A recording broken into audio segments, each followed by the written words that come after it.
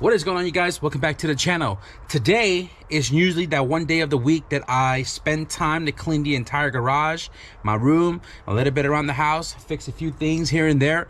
But I actually took care of all that part yesterday and earlier today. So right now I was kind of just looking over the Project CRX car, and I just realized I don't have an intake for that car, and I figured let's just utilize the rest of my day and build a simple intake setup. It's going to be 3-inch. It's still going to be in the engine bay with the battery in place. We're not going to run a filter. We're going to run a V-stack, and just to simplify that way so I don't have to go and pop a filter on, pop a filter off. This car is not going to be driven on a daily in my possession where I'm going to need a filter to filter all of the particles that may potentially go into the intake manifold. But honestly, that's really a low chance. I'm still waiting for a lot of stuff to show up. Like I mentioned in the previous video, the fuel system stuff is still on its way, and I still gotta wait for some material to build a shroud so we can button up the cooling system. But we're gonna save that for whenever the parts show up. So let's go ahead and show you guys the engine bay real quick, and then scavenge some parts around the garage and see if we can build an intake today.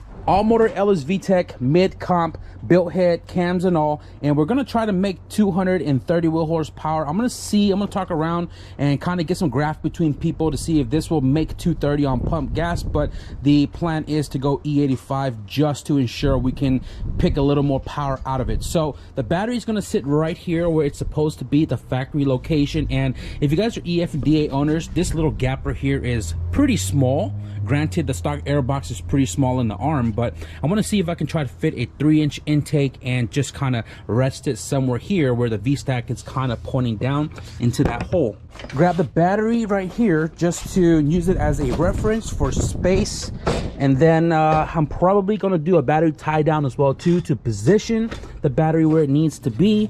You guys remember in the junkyard we scored this almost brand spanking new battery tie down for an EF. And typically these are like dry rotted and they fall apart, and then the metal exposed to the element and it rusts up. But this looks brand spanking new. So I have one rod. Let me find another one real quick.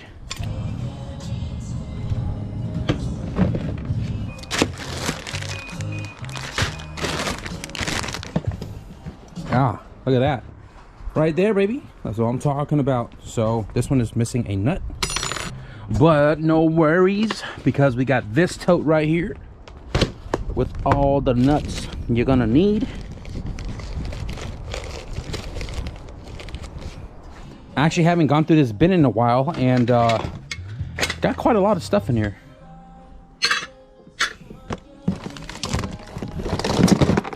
Oh, I have another one. Interesting. Chilies. That's an airsoft, by the way. Give it a little bit of a yabba dabba dua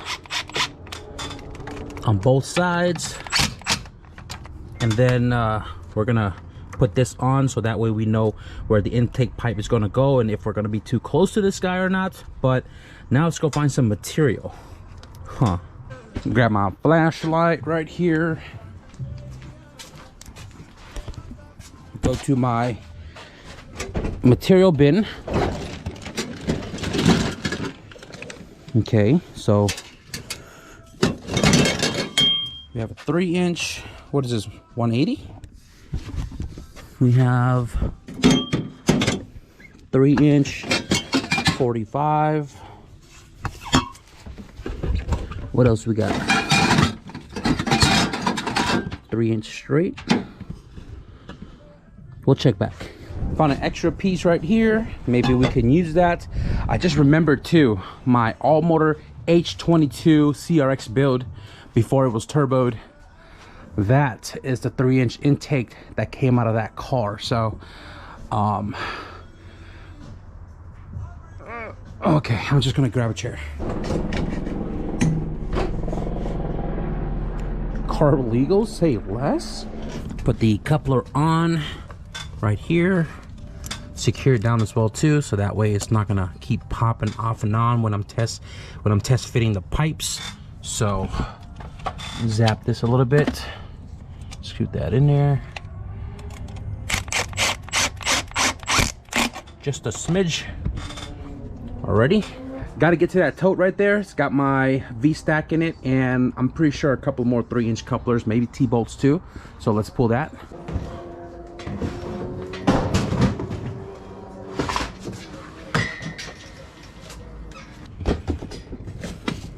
V-stack.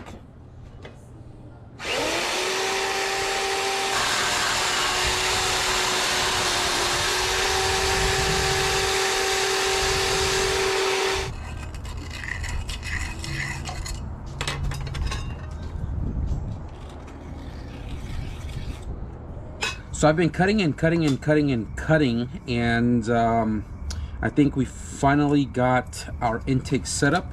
Right now I'm just gonna mock it up one more time before we take it to the welding table. I'm gonna use this tape right here to hold everything together.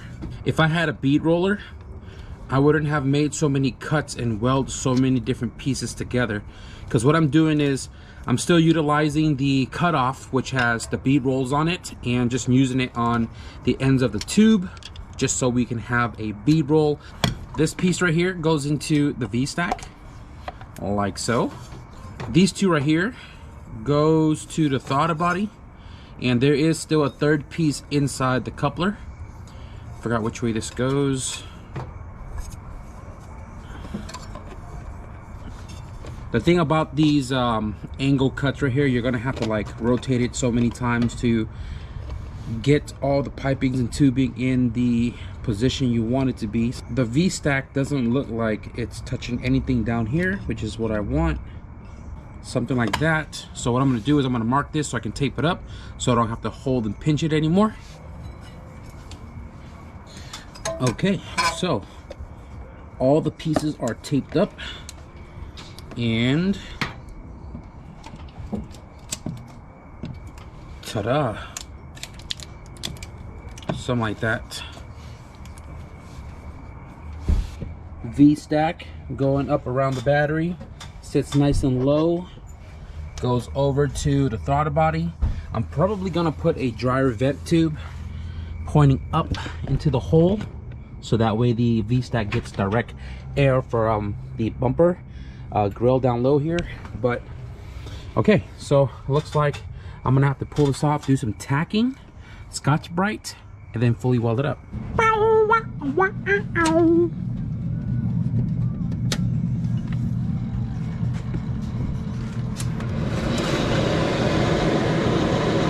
AC,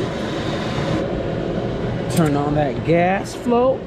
I am going to Scotch-Brite this after I tack it all in. All the areas that I need to tack, I already hit it with the Scotch-Brite to make it nice and clean for a clean tack.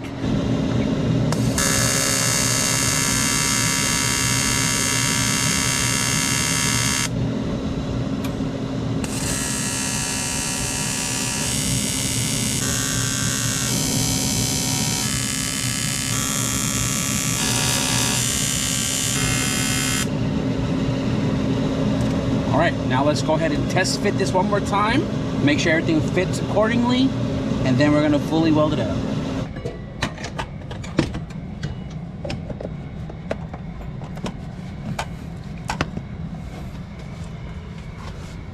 All right, that looks freaking good. That looks freaking good. Let's get to it.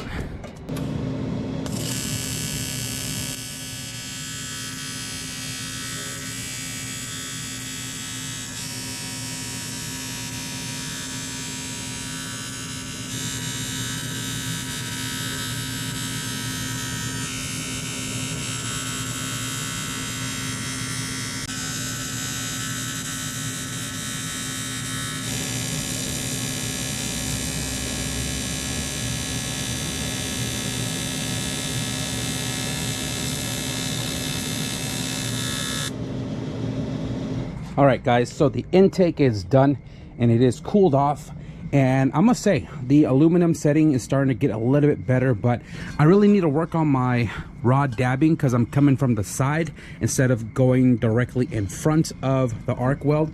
But there are some really nice welds on here, like right there, right, and then you got some high spots right here because I kept blowing through. I know that this side, where is it at?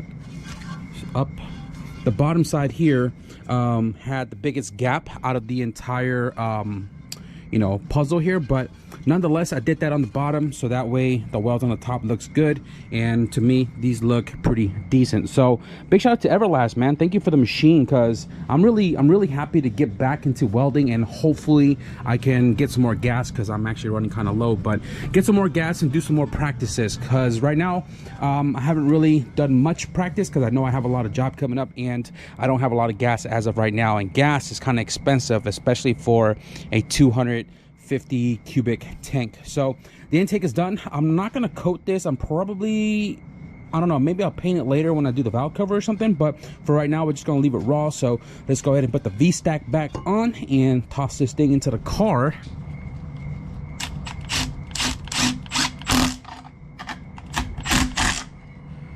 Got the clamps on the bottom so you don't see it on the top.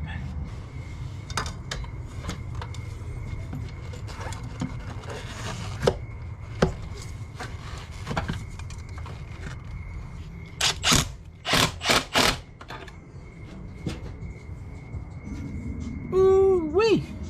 Now we finally have an intake for the car, full 3-inch mandrel, and like I said, this is pointed at the hole down here, and I'm hoping to put a vent tube to the bumper. This car is a 91, so the bumper does have the grill, and all I got to do is either punch some holes or cut it fully out and then just put a dryer tube through there so it can feed directly to the hole, directly to the intake. I'm gonna close the hood real quick. I didn't really test to make sure it doesn't touch the webbing on the other side.